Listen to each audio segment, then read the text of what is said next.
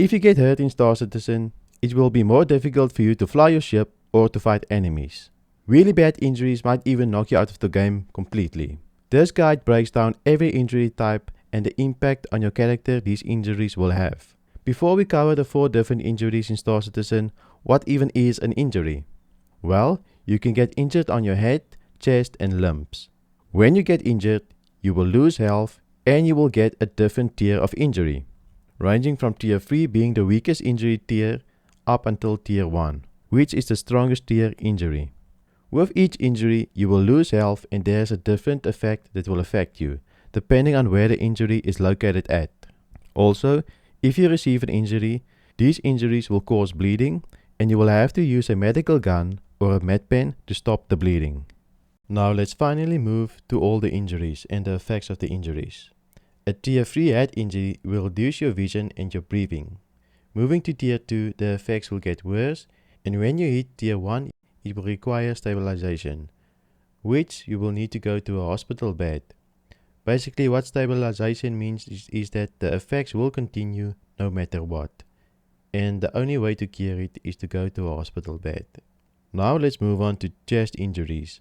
If you have a chest 3 injury, your stamina will be reduced, your character will stop gasping for air, the effects will get worse to tier 2, and when it hits tier 1 you will need stabilization. Now let's move on to the arm injuries.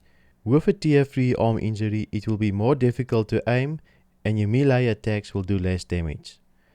When it goes to tier 2, you will start limping and the effects will get worse, and tier 1, you will no longer be able to hold any weapons or fly a ship.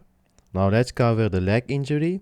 So if you have a tier 3 leg injury, your movement speed will be reduced. Also, if it moves to tier 2, you will start limping, which means you will no longer be able to run. And when the leg injury goes up to tier 1, you will no longer be able to walk. So you will go into a prone position, which will mean you will crawl on your belly like a snake. Also take note that you can further injure a limb. So for example, if you use your gun and you have a tier 3 injury on your hands, that injury can move up to a tier 1 injury if you use that gun for long enough.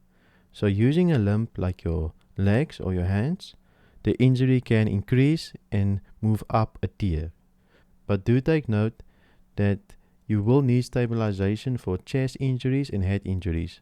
So basically what this means is that all of the effects experienced via the chest or the head will not be stabilized unless you get into at least a tier 3 medical bed. Now that you know how injuries affect your character, go and watch this video to see how to use med pens and what each med pen can do for your character. You'll also learn how to use the med gun.